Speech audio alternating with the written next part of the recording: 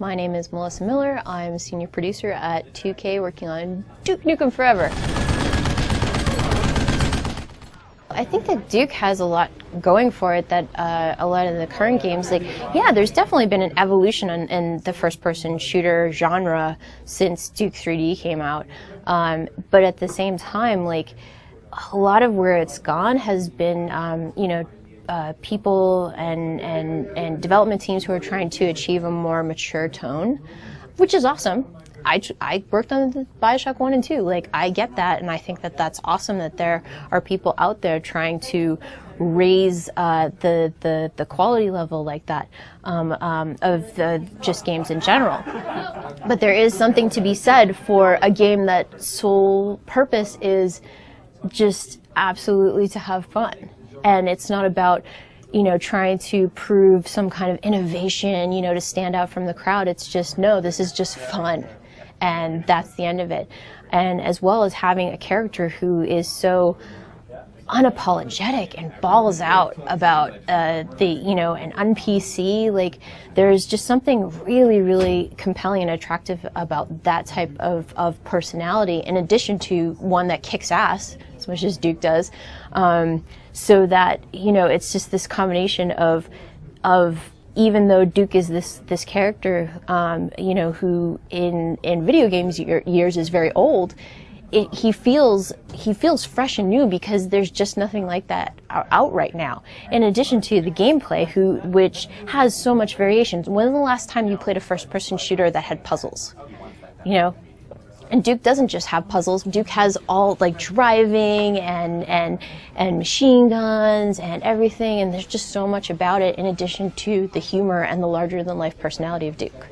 Vegas is the perfect environment for that because, this is where big-name people, like, come and just, live this life of luxury, him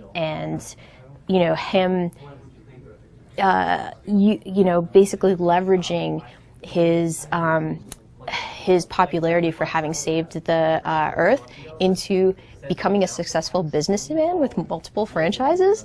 Like, that's pretty funny in and of itself. And here's Duke, this he kicks ass,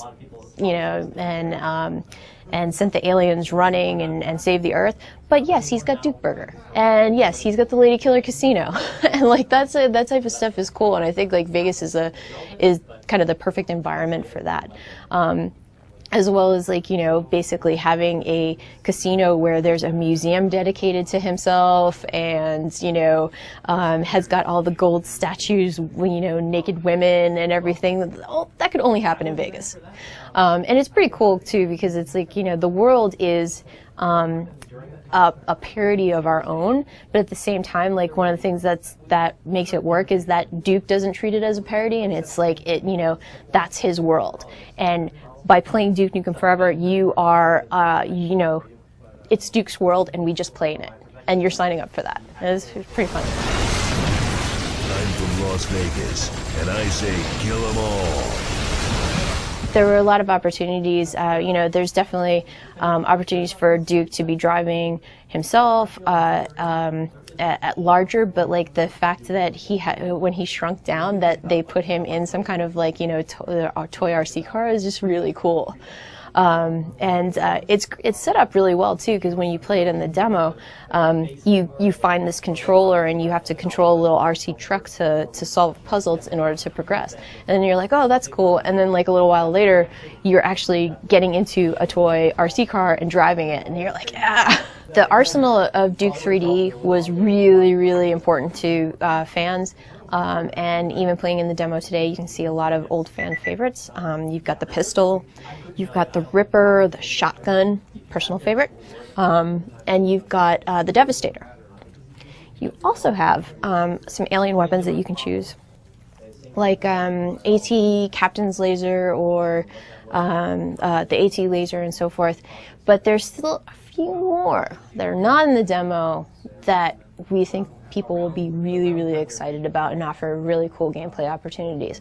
Pipe bombs as well, trip mines. Pipe bombs are awesome. We're really excited about people having a chance to play around with those weapons, and the way that the game is balanced, like you're obviously going to have weapons that you need when you need them, but because you can only carry 2 at a time, it gives you the chance to experience everything versus just like, oh no, I'm going to take the shotgun and I'm going to carry it through to the rest of for the entire game. You can do that.